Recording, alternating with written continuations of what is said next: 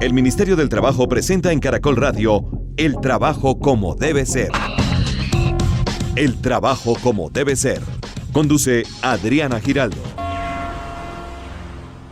Muy buenos días, les damos la bienvenida al Trabajo como debe ser, este programa que hacemos semanalmente los sábados a las 7 de la mañana, alrededor de las 7, Caracol Radio y el Ministerio del Trabajo, para acercar a personas como usted, a los empleados, a los empleadores, a los desempleados, acercarlos a los temas relacionados justamente con el universo del trabajo. Y hoy vamos con un par de temas que son parte fundamental del mundo del trabajo: la protección a la organización sindical, a los sindicatos, a los sindicalizados y el derecho de asociación. Don Samuel Salazar, muy buenos días. Adriana, muy buenos días. El Ministerio del Trabajo es garante de estos derechos y precisamente la gestión que adelanta el jefe de esta cartera, Lucho Garzón, tiene como objetivo principal crear en Colombia las condiciones para que en el país haya cada vez más personas con por lo menos las garantías básicas de un trabajo decente para impulsar y proteger decididamente la organización sindical y el derecho de asociación, y ya ha puesto en marcha acciones como el censo sindical que actualmente se desarrolla en el país. Para desarrollar este tema, como es habitual, tenemos un experto en la materia y justamente nos acompaña el viceministro de Relaciones Laborales e Inspección del Ministerio del Trabajo, doctor Enrique Borda. Le quedó gustando el tintico y el buñuelito porque aquí volvió a madrugar. Muy claro, buenos días. Sí. Aquí estoy firme para conversar con los trabajadores hoy sobre este tema tan importante que es la promoción y la garantía de la libertad sindical. Antes que desarrollemos este tema, como un abrebocas, ¿qué es la libertad sindical, doctor Borda? El mundo después de la guerra, de la Segunda Guerra Mundial, hizo un pacto para proteger un derecho que debe tener toda la humanidad, que es el derecho de asociarse para desarrollar las diferentes actividades que pueden hacer las personas en la sociedad. Y todos los países democráticos fueron desarrollando ese derecho de asociación genérico de los seres humanos, porque juntos hacemos mucho más que lo que hacemos en forma individual. El todo es más que la sumatoria de las partes. Totalmente. Dicen por ahí la sinergia. En Colombia hemos venido construyendo el concepto de libertad sindical y de asociación sindical a través de varios pasos. Desde 1931 se expidió la primera ley reconociendo la existencia de los sindicatos, pero en la Constitución del 91 fue donde ya quedó expresamente establecido, con diferencia al derecho general de asociación, un derecho específico que se llama derecho de asociación sindical, que es distinto al derecho genérico que tiene otro artículo de la Constitución. ¿Y en qué se diferencia? Se diferencia en que el artículo 39 de la Constitución, los trabajadores y empleadores tienen derecho a constituir sindicatos, trabajadores y empleadores. O asociaciones, y que esas asociaciones deben tener la posibilidad de constituirse sin intervención del Estado y en el caso de los trabajadores sin intervención de los empleadores. Tiene que ser una verdadera libertad y una decisión absolutamente autónoma. Pero adicionalmente la Constitución dijo, el reconocimiento jurídico de esas entidades de asociación entre trabajadores o empleadores se produce es con la simple inscripción del acta de constitución. Es decir, que los sindicatos nacen cuando los trabajadores se reúnen a constituirlos y no tiene el Ministerio del Trabajo limitaciones posibles para que hagan uso de ese derecho de asociación. Solamente si los estatutos de la organización tienen evidencias de ilegalidad o de inconstitucionalidad, pues en ese caso las podría devolver, pero en ningún otro caso puede el Ministerio del Trabajo dejarle por fuera el derecho a los sindicatos con otro tipo de manifestaciones. Pero adicionalmente también ese artículo de la Constitución le dijo a los trabajadores que la forma como quieran ellos armar sus organizaciones, la estructura interna de esas organizaciones, el funcionamiento de esas organizaciones, que son sociales y son gremiales, se sujetarán al orden legal y a los principios democráticos. Es decir, es la única, digamos, es la restricción que hay, que no es una restricción, sino que es ser coherente con el Estado, finalmente. Lógico, no podría pensar un Estado social de derecho que existan legalmente organizaciones constituidas para cometer actos ilegales. Pues por supuesto. Pero y menos avaladas por el Ministerio del Trabajo. Claro, pero adicionalmente, lo de los principios democráticos. Estamos diciendo que al interior de las organizaciones y entre todas ellas deben existir el principio de la primacía de la mayoría sobre la minoría, el principio de la prevalencia del derecho sustancial de un gran cúmulo de trabajadores sobre un pequeño grupo de trabajadores, etc. Y finalmente ese artículo dijo una cosa que es muy importante, y es que el Ministerio del Trabajo no tiene la capacidad para cancelar personerías jurídicas de sindicatos. Vea pues. Antes de la Constitución, podía un trabajador, un empleador o alguien de la misma organización sindical ir al Ministerio del Trabajo e iniciar un procedimiento para que le quitaran la personería jurídica al sindicato. Hoy solamente los jueces, exclusivamente los jueces laborales, tienen la capacidad para quitarle las personerías jurídicas a los sindicatos. Y mira lo último, porque es que eso es un sistema normativo que, unido todo, corresponde al concepto que me preguntabas de libertad sindical. Quienes fundan los sindicatos, quienes se asocian libremente en la primera reunión y las juntas directivas de esas organizaciones sindicales tienen una estabilidad reforzada de la que hemos hablado en otros desayunos en este programa. Sí, señor. Y se llama fuero sindical. Quiere decir que tienen una garantía en el desarrollo de sus actividades sindicales y ni el ministerio ni el empleador puede tomar alguna decisión de desvincularlos del trabajo o de trasladarlos a otra zona del país o de la región a trabajar sin previa autorización del juez del trabajo. Es decir, que para terminarle el contrato de trabajo a los trabajadores que tienen ese fuero es necesario recurrir al juez del trabajo. Ese es el tema que está planteado, está sobre el tapete, ese es el tema que estaremos desarrollando, don Samuel. Hay un censo, próximamente un censo sindical, estaremos desarrollando para qué, por qué, cómo se hace, pero este es el tema que justamente estamos desarrollando esta mañana con el viceministro de Relaciones Laborales e Inspección del Ministerio del Trabajo, el doctor Enrique Borda Villegas. Llame desde su celular a la línea 120 de Colabora, el servicio de atención y orientación al ciudadano del Ministerio del Trabajo, y denuncie cualquier violación de sus derechos laborales. Estamos en el trabajo como debe ser, hoy con el viceministro del Trabajo, Enrique Borda Villegas. Viceministro, usted pues explicaba muy claramente todo el entorno normativo de la libertad sindical, del derecho de asociación. ¿Esto se aplica en el país en un todo realmente o hay prevenciones, persecución? Colombia, y hay que manifestarlo claramente, tuvo una época en la cual el derecho de asociación sindical fue verdaderamente vulnerado por razones absolutamente irracionales y que tienen que ver con la violencia que hemos vivido los colombianos. Hay un número muy alto de asesinatos de dirigentes sindicales que aún se están investigando en la Fiscalía General de la Nación.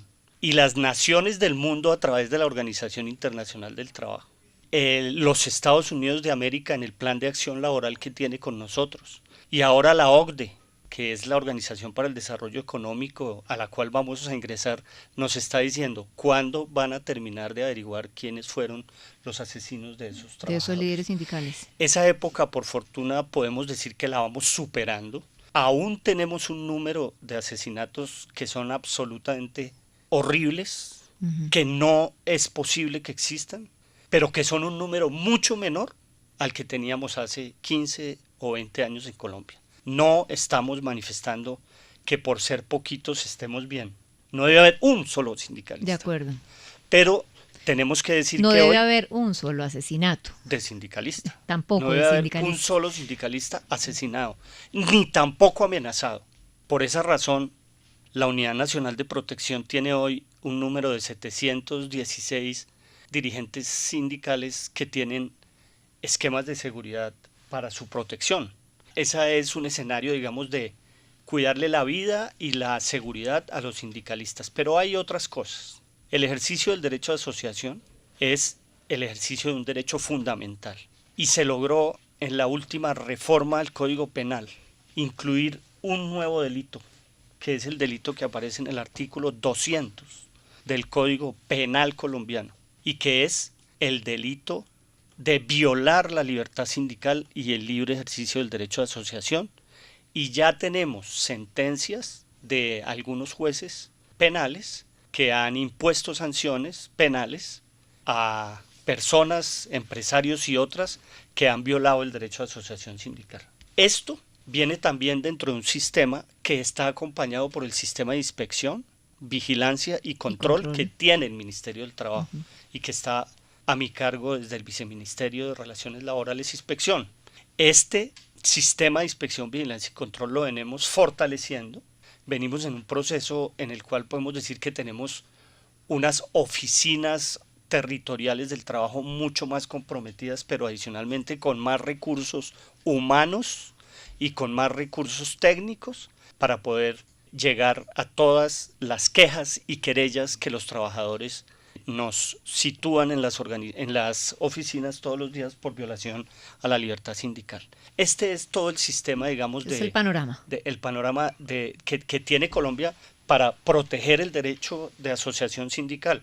No estamos en una situación óptima, pero tampoco estamos en la situación que teníamos hace 10 o 15 años. La Organización Internacional del Trabajo le ha reconocido al país que ya no es un país que tenga quejas importantes en la OIT, sino que se trata de un país con avances y en progreso que puede dar inclusive ejemplo a otros países del mundo.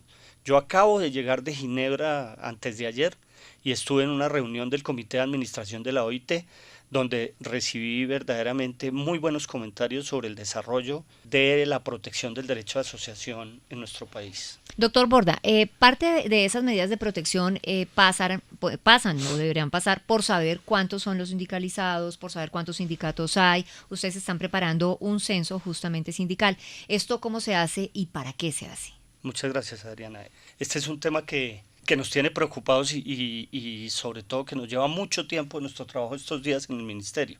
No solo es por la necesidad que tiene el Ministerio, que tienen los empresarios y que tienen las organizaciones sindicales de saber cuántos sindicatos hay en Colombia, cuántos afiliados tienen esos sindicatos, cuál es la tasa real de sindicalización que tiene Colombia, cuántas mujeres están afiliadas a los sindicatos, de qué rama de actividad económica del país son la mayoría de los sindicatos. Eso nos va a dar un panorama y muchos otros datos. Nos va a dar un panorama que nos va a servir al Ministerio para hacer política pública, a los empleadores para saber cómo se relacionan en forma de trabajo decente y con diálogo social con las organizaciones sindicales y lógicamente a las organizaciones sindicales para hacer real ese principio de la democracia interna al interior de las organizaciones sindicales.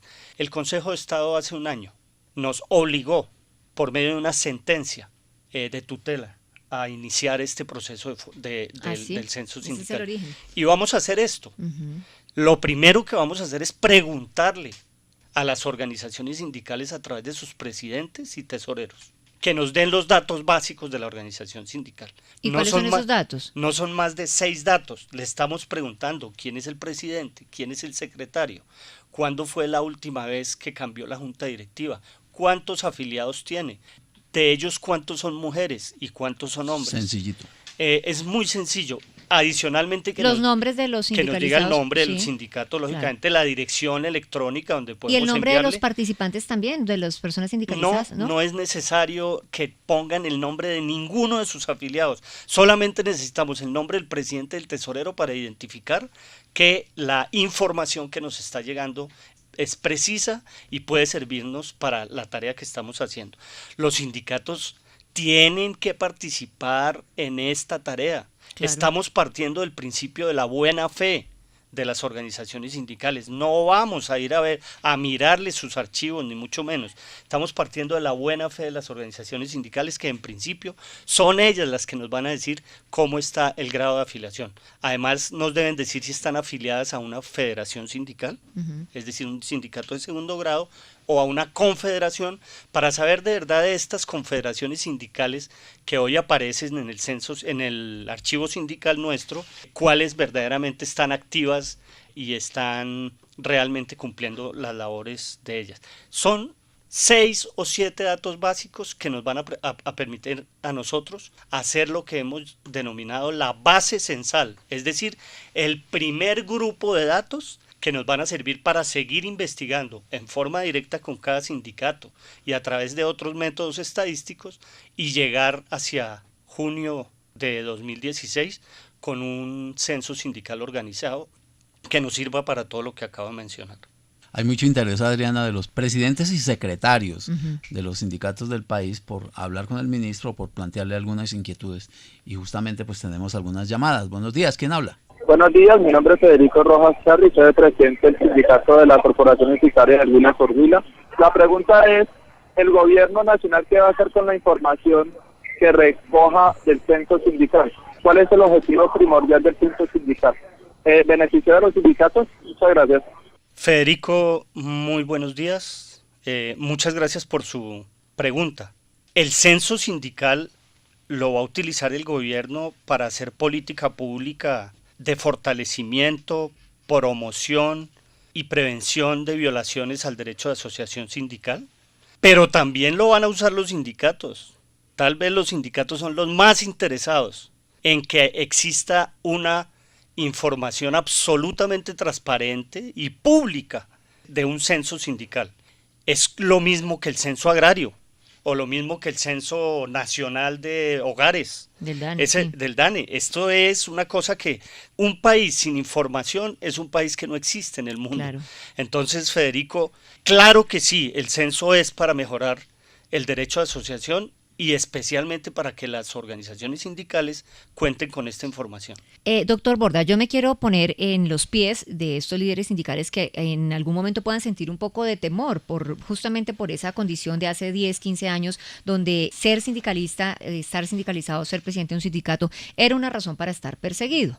Ahora, no quiere decir que no haya zonas de sombra también en algunos ejercicios aislados de algunos sindicatos y algunos líderes, pero puntualmente van a tener garantías de seguridad, que es la primera pregunta que seguramente muchos de ellos están haciendo. Entiendo plenamente su pregunta y le agradezco porque sí debe haber esa preocupación. Claro. Para poderla aclarar, lo primero que tenemos que decir es que las organizaciones sindicales no tienen obligación de dar la lista de sus afiliados. Claro, No estamos averiguando por nombres de nadie. Los únicos nombres que tiene el Ministerio del Trabajo son los de las juntas directivas. ¿Por qué? Porque es que el Ministerio del Trabajo guarda esos nombres para cuando los sindicalistas tengan que iniciar procesos de fuero sindical, claro, puedan comprobar ante el juez quiénes son los que tienen el fuero. Y todos los días nos están pidiendo esas certificaciones, pero de resto no tienen por qué decirle al Ministerio quiénes son sus afiliados. Sí decir cuántos son, cuántas mujeres son, a qué federación están afiliados, a qué confederación, nada más. Hay más preguntas para usted, doctor Borda. Muy buenos días.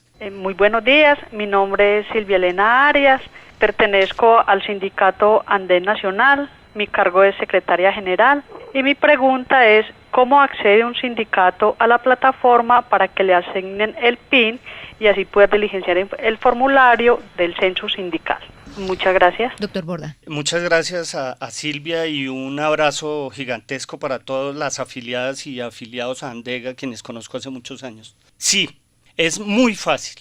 Abre la página web del Ministerio del Trabajo, www.mintrabajo.gov.co. Allí aparece una ventana bastante grande que dice Censo Sindical. Parece una puerta de lo grande. Una puerta de lo grande.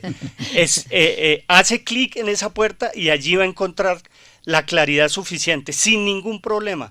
Espichando donde dice asignar PIN y allí hay una indicación tan sencilla como que escriba el nombre y le va a aparecer en su celular inmediatamente con el celular que ponga allí el PIN para poder ingresar a llenar los datos que estoy ya mencionando tantas veces en esta conversación. Es muy fácil y esperamos que todos los sindicatos, todos, absolutamente todos los sindicatos, federaciones y confederaciones, por favor, es un deber y una obligación de los sindicatos hacer uso de esta posibilidad de quedar registrados en el censo sindical. Doctor Borda, hay unos sindicatos que son solamente como de papel. ¿Esto también sirve para medir esa foto? Claro que sí. Hay una obligación en el decreto 2242 de 2014 de que las organizaciones sindicales, cuando el ministerio o una autoridad judicial o cualquier otra autoridad le pidan la información, lo hagan en forma veraz, y si lo hacen en forma veraz, pues van a decir la verdad. Y si no la dicen, ingresan en una conducta bastante difícil porque podría ser inclusive motivo de una acción penal.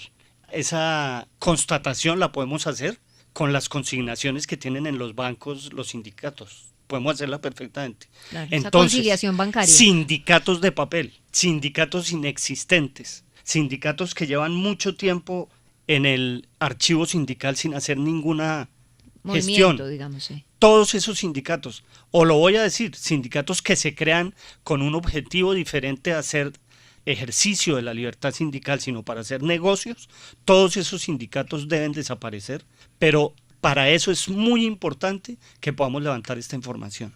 No se les olvide participar en el censo sindical. A todos los presidentes y secretarios de las organizaciones sindicales del país, ya saben cómo es. Los esperamos la próxima semana nuevamente en el trabajo como debe ser, sábado a las 7 de la mañana. Gracias, don Samuel. Doctor Borda, muchas gracias. Lo invito a su cafecito. Ustedes sigan, por favor, en sintonía de Caracol Radio y en breve nos encontramos en A Vivir, que son 2 días. Que tengan un buen día. Muchas gracias y vamos al café.